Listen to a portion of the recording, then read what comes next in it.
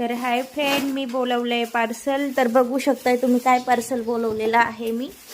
तर हे बघा, मी हे भिंतीचं बोलवलेलं आहे.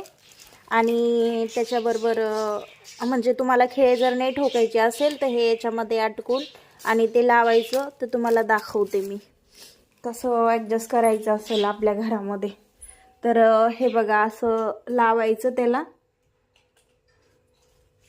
तर असं लावायचं आणि त्याच्यामध्येच तुम्ही स्क्रू वगैरे पण घालू शकताय. आता जसं की तुम्ही बघू शकताय का भरपूर काही महागाई चालू आहे काचेच्या वस्तू. तर हे एकदम म्हणजे नॉर्मली 100-1 रुपयाच्या पुढं आहे.